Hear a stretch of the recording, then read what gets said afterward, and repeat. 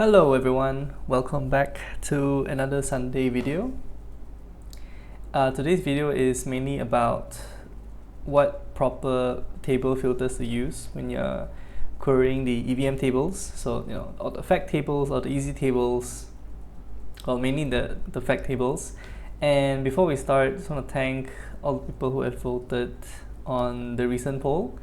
And so that's why we're going with this video for this Sunday, and then I might cover the other two topics as well for other Sundays. Okay, so let's see. What did I have here? Oh yeah, okay.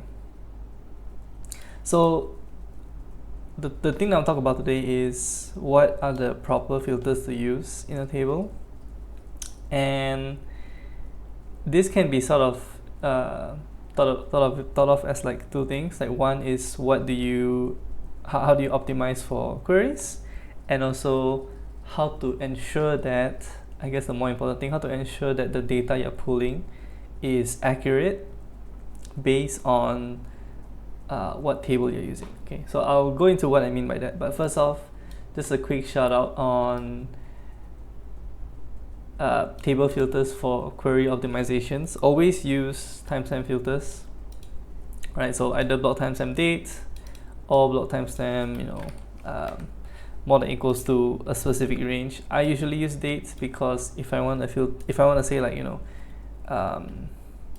timestamp between this and another date, and I want to include this date, I usually just have cast it to date.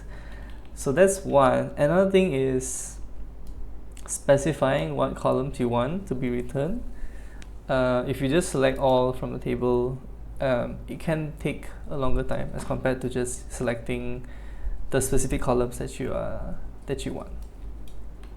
So I guess that's the two tips. So one is, let me try it now, query optimizations. One is using block timestamp filters everywhere, and then limiting the columns you want to return, right? So less columns, less, I guess, faster time to return things.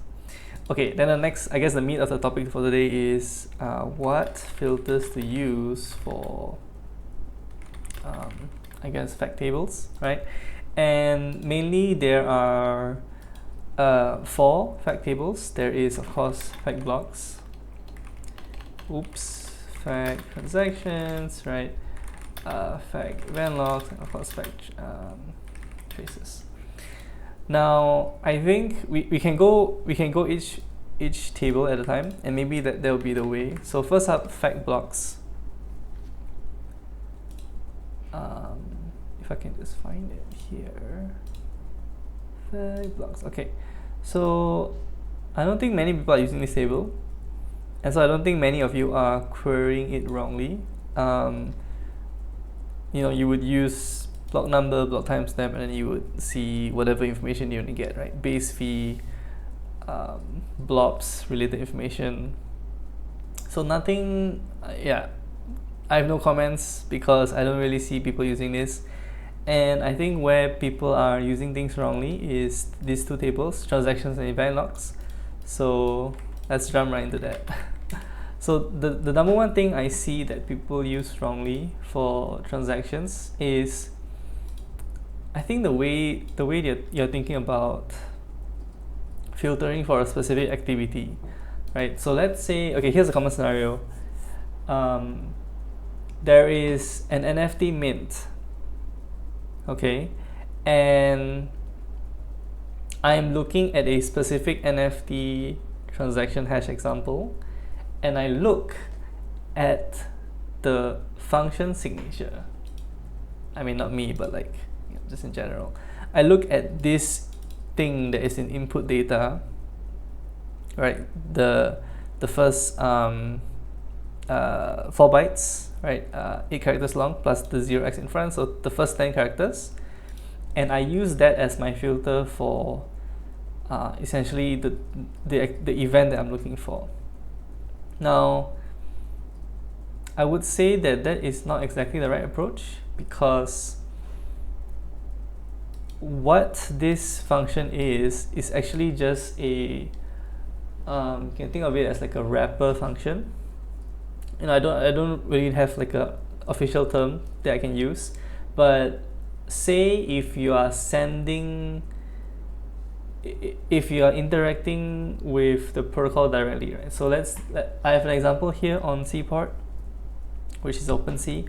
So let's say you're buying directly on OpenSea, and if you're looking at the function signature, or the origin function signature, that's what we call it, you can find many people have similar function signatures. So you may think, okay, that's the one I want to use if I want to filter for NFT sales on OpenSea. Well, that's not exactly the case, because the input data is just related to the contract that you are interacting with.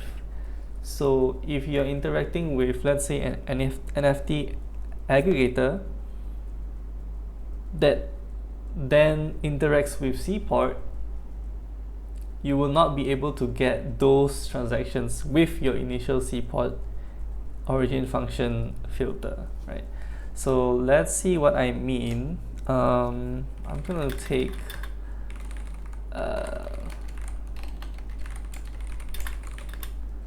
where, I don't know, platform exchange version equals to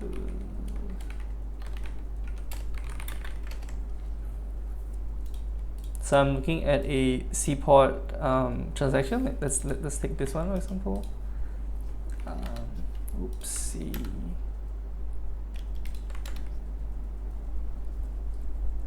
Okay, good example, but not exactly what I'm looking for. But good example. Let me see if I can find one.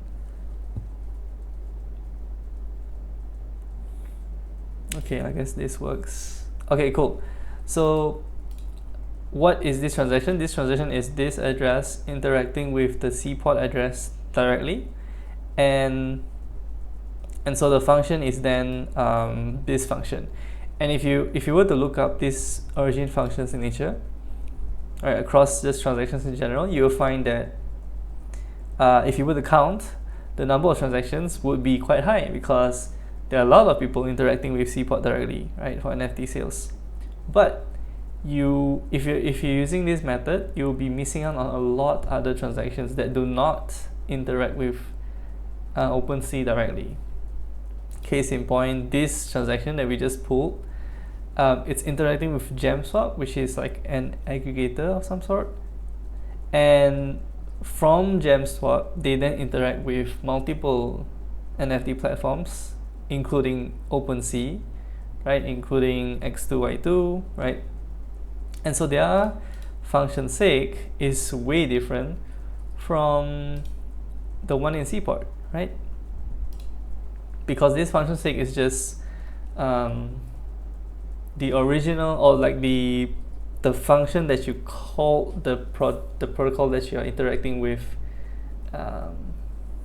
What is that initial function, right?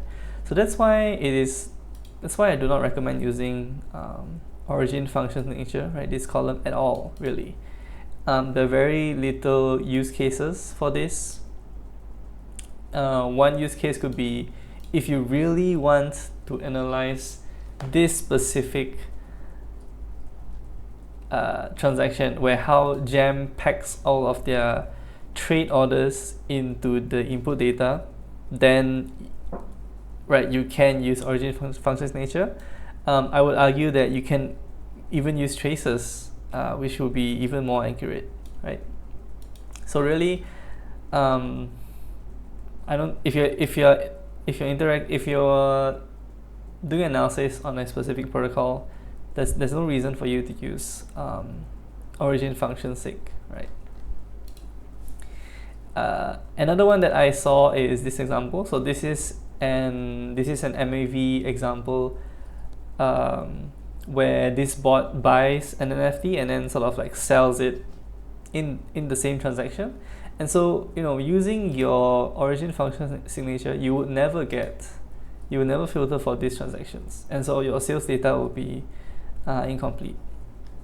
I suppose, right? So what is the alternative?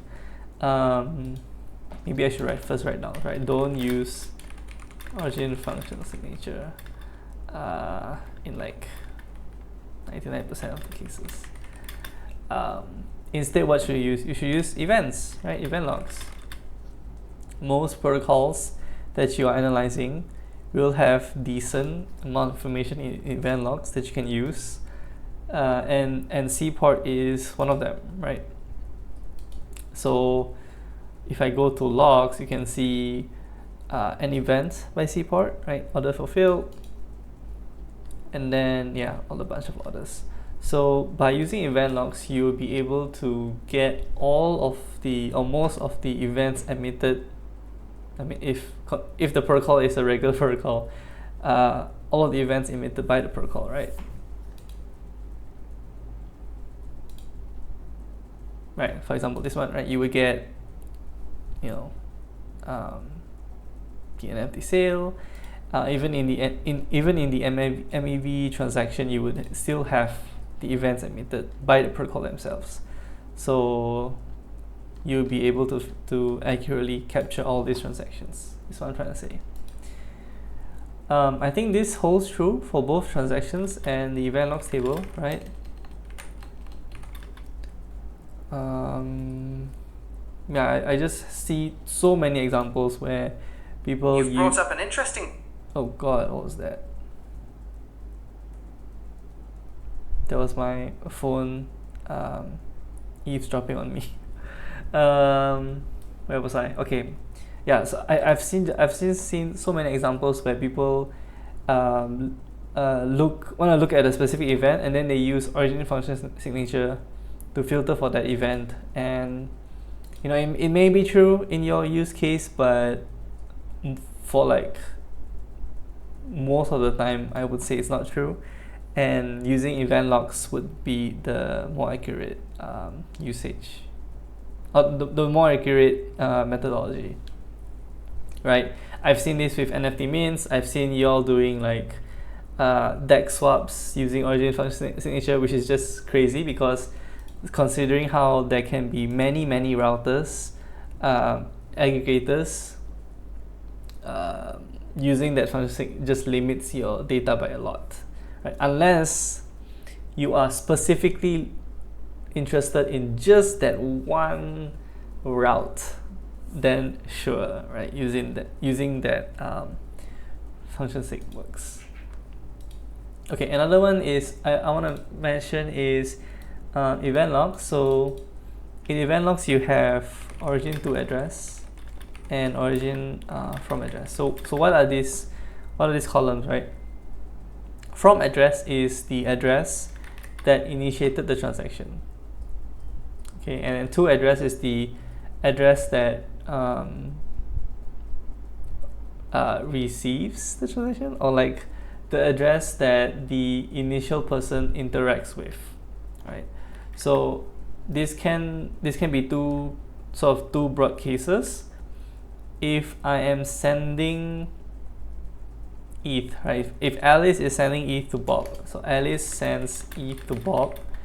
Alice is the origin from address, and then Bob is the origin to address. Okay, right? It's pretty straightforward. But what if Alice interacts with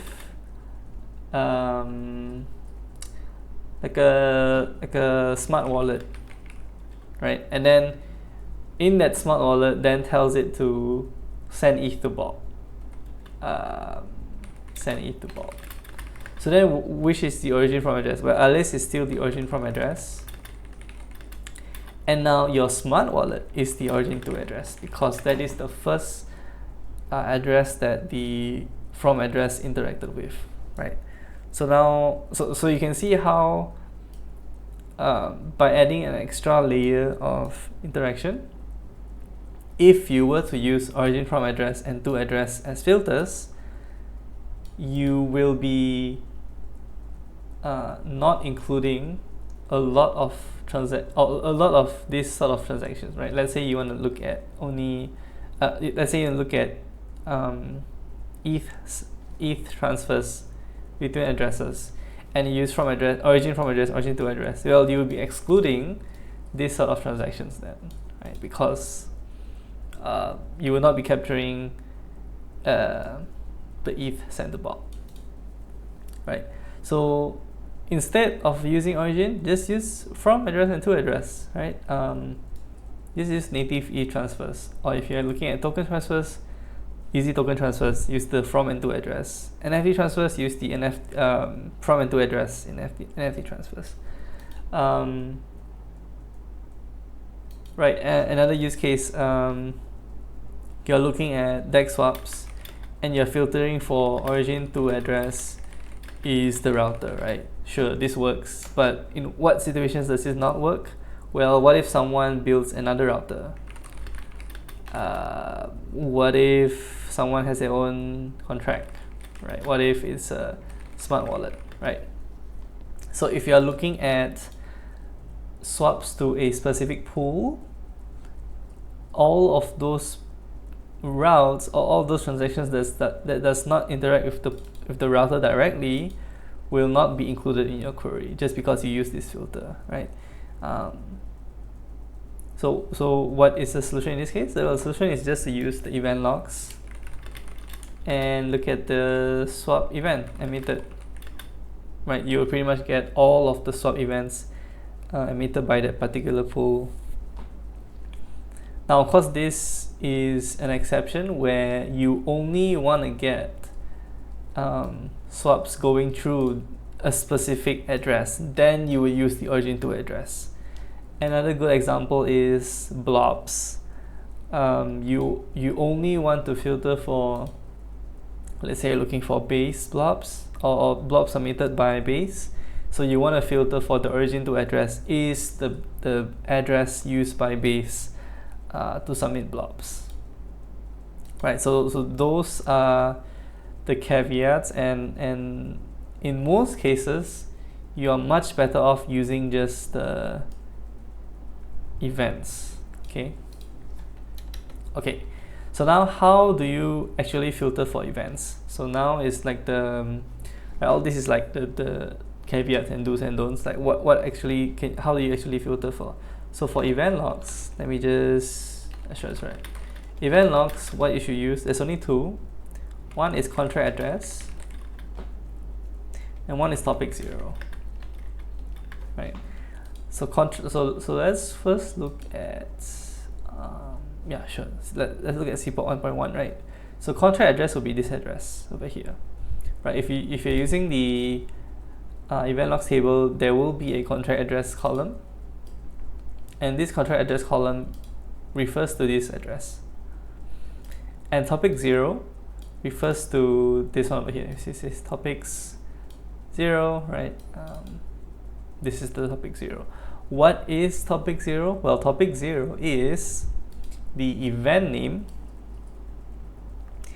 plus all of the parameter data types, like the ones in green, so bytes 32, address, tuple, dynamic tuple, and then another dynamic tuple. Put all those together and run a kcac256 hash function on it, and you would get topic 0. Okay, so in other words, it is a unique identifier by per each contract. So within the CPOP 1.1 contract, which is this one, there can only be this topic 0. There can never be two topic 0 of the same same exact topic. You wouldn't be able to compile the contract. So contract address topic 0 ensures that you are specifically looking at this particular event, and not having topic 0 would be including all possible events emitted by this contract, which you don't want, right? You wanna look for this particular event. Okay, and then maybe you might ask, what about the decoder event logs table? Well, the decoder event logs table, you would have contract address and also the event name. So if you really want to be thorough, you would use contract address and topic 0, But in most cases, you are fine just using contract address and also event name. Yeah. So either way, event logs contract address topic 0, and then maybe I look here, equal to event logs contract address event name or topic 0, right? Okay, cool. Do you still need to use origin to address, origin from address, origin function signatures? No, you do not. In most cases, you do not, right? If you want to get all possible events from the protocol, you do not. You just need these two columns. If you are, again, if you are specifically looking for that specific route, like very specific thing, then sure, you go ahead and include them. But in most cases, you do not need them. Okay, hope that's clear. Traces table, what filters you use? You would need, now traces table is a bit more flexible or maybe more complicated, I would say, in the sense that you can have multiple filters and not every filter needs to be there. So it's harder in that sense, but I'll just list down the things that you would normally use. So from address to address, left input 10, and then you would have the type. Yeah, okay, I think this is pretty much all. So what does this mean, right? So from address, maybe a brief thing on traces. Traces is just like what happens behind the scenes when contracts call upon other contracts. And so when you might use from address, let's say you're interacting with a contract and that contract interacts with another contract and you want to get that particular trace. That's when you use from address. Okay. To address is the address that its function is called upon. Very similar to how you would use the to address in the transactions table, the origin to address or the contract address in event logs. To address, you can think of it as the contract address that is being called on for the specific trace, right? Or contract address.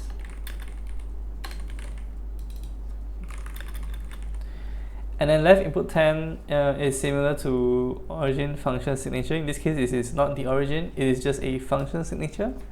So this is just the first 10 characters in input, or 0x plus first 4 bytes. Okay. Is this unique by itself? It is not. It is only unique when there is a to address plus the function sig. And so this function sig is unique only within the to address. Yeah. And then for type, you can have the reason why you might want to filter for type is because there can be cases where you are dealing with implementation contracts, and so you only want to get that trace where it's looking at the implementation contract, or you don't want to get the implementation contract and you want to get the proxy call, right? We should be type call. You can as well, right? And so these are the filters for traces. In most of the case, I think you would just use these two, which is to address and left input 10. But you know, if you're using event logs most of the time, again, contract address and topic 0. That's all you need. Don't add other things if you don't need it. Okay. I'm just looking through my notes. Yeah, I think that's it. Yeah, in summary, I guess using timestamp filters everywhere. You know, only select start or only select the columns you want to return, and then I guess my biggest takeaway is event logs, contract address, topic 0. Pretty much all you need. The the next time you use a origin function sig, right, look at other function sigs that you might have excluded in your query and think about why are those excluded, and can you include them instead with just these two filters. That's all I have for the video. I think I'll be covering the other two topics in the following Sundays. And as usual, thanks for watching. Let me know if you found this useful in the comments, and see you all next week. Bye.